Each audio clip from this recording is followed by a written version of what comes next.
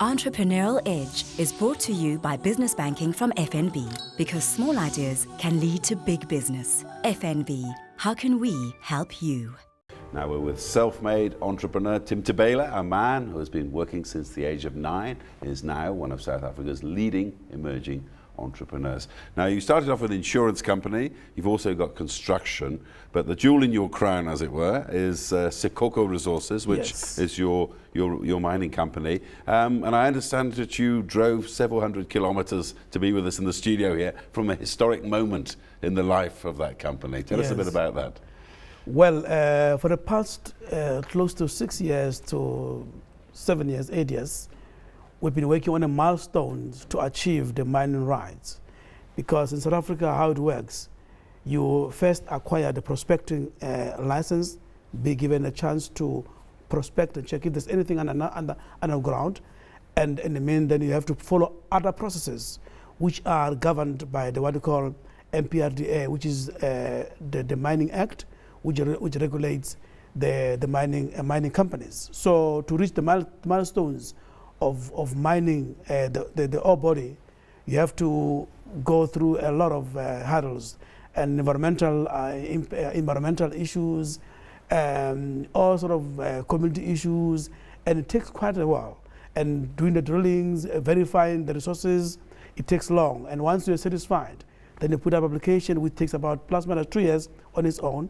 And then today, I just came to sign the mining rights, which is one of the first mining rights after the proclamation of the MPRDA, which I just said it regulates the mining rights in line with the Black Economic Empowerment. Now, the MPRDA is an act that was brought in this country to try to usher in black ownership of mining. Now, you started your company way back in 1994. Now, I know from my own experience that in 2011, mining is fairly conservative in South Africa. In 1994, it must have been something else. Yeah, of course. 1994 was different. We all have no knowledge of what we're supposed to do until, like just said now, until the government has to then came up with the mining charters, they came up with the MPRDAs, and then they... How difficult was it for you back in 1994 when you first started out with Sekoko? Well, the Sekoko was not established in 1994. Basically, I started 1995 around there. So it was quite difficult to even do that, because the first round, to just apply for a mining for prospecting right, it was a challenge and experience on its own. And my first round, I remember I appointed in consultants to do the processes, because they understand the processes. We are from previously disadvantaged in communities where blacks were not allowed to do these things before, and but then I appointed the consultants to assist in that knowledge, because I had not knowledge. I didn't have that knowledge, so I had to use the skills of somebody else. Now they applied, and then we lost the deal, so we could not be given or granted the prospecting right. But after I've spent my last 100,000 rand, which is for me was a big thing, because to get 100,000 rand at that time was not an easy thing, and my last 100 rand I lost it. What do? I had to go home and go to my office, sleep on the couch, and think and call upon the divine interventions to say, look, what do I do? Must I really go down back to where I come from and I've lost my 100,000 rand? No, it wasn't like that.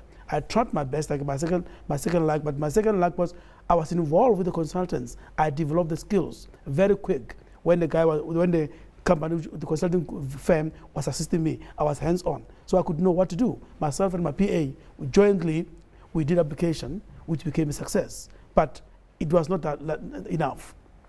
Being successful, application, being granted that application to do prospecting, it was not the last, it was not the end of hardships. It was the beginning of the problems. How bad were those hardships along the way in mining? Yes. For you?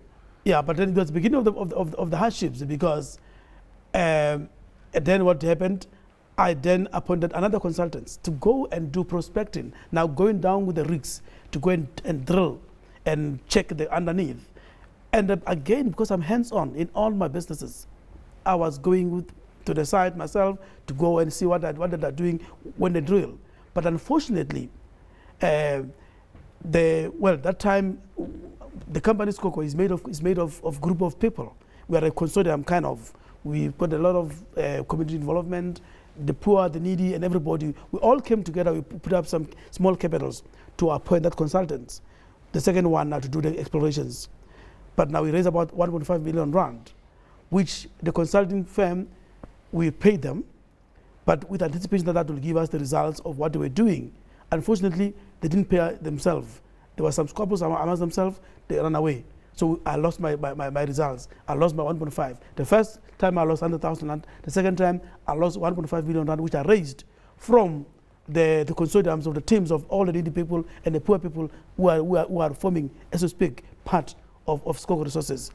That's a terrible thing. I mean, it was very terrible. Now, but because I was hands-on, I happened to have some few pages in my bag of the results from the laboratory.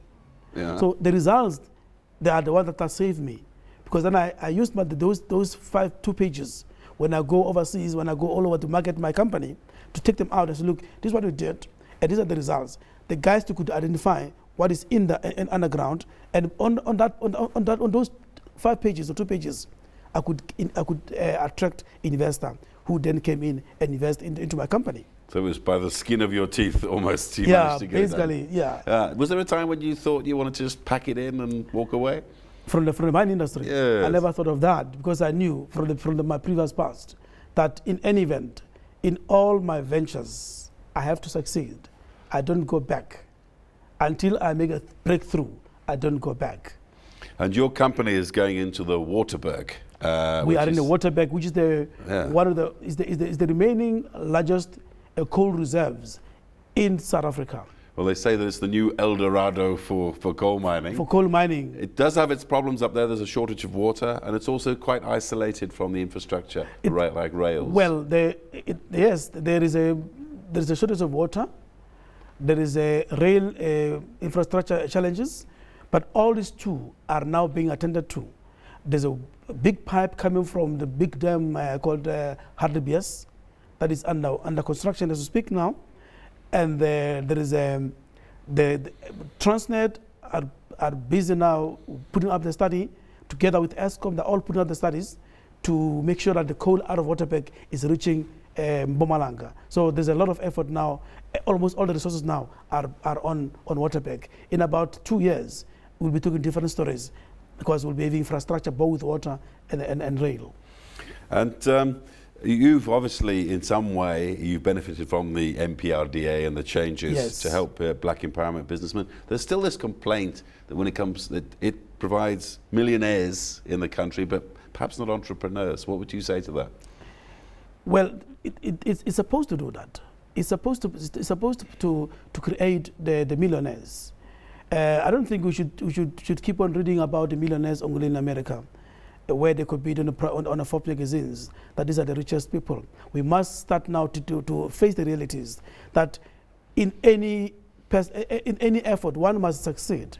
We can't all of us be the same, but that one that succeeds is got obligations to lift up other people, because everybody is a solution to somebody else. So I'm the solution as an entrepreneur to many people. If I'm not succeeding, I'm also killing the other people that depend on me, where I am the solution to them. So, and when I'm providing my solution, in the main, going up, in the main, I'm making money. So that's an unfortunate part of it, and you cannot be shy about it. And yourself, as both an entrepreneur and a millionaire, are you confident that you've helped other entrepreneurs get in? That's my call. I mean, as I said just now, that I'm a solution, not only to myself and my family, but I'm a solution to somebody else, to other people. So I must provide that solution to other people. We are doing a lot of work, and in my other life, as a way, I'm running another foundation called Tim Thebeila Foundation. We have programs that develop the entrepreneurs in the country. Was there anything you would have done differently, you think, looking back on your career as an entrepreneur?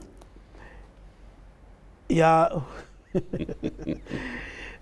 I would have done many things differently. Obviously, what I tried, whatever I did it mostly out of lack of knowledge, and I was learning in the processes. So, and the lessons that I've learned, obviously, if I had enough knowledge, I would have done whatever I did differently. I would have done better than I would have been far away right now. Was there any particular But instance? one thing that I'm not regretting for not doing was to buy into the companies was to buy into existing companies, mergers, whatever the acquisitions you can talk about. That is the mistake that I'm not regretting for not participating in that kind of deals. Why is that?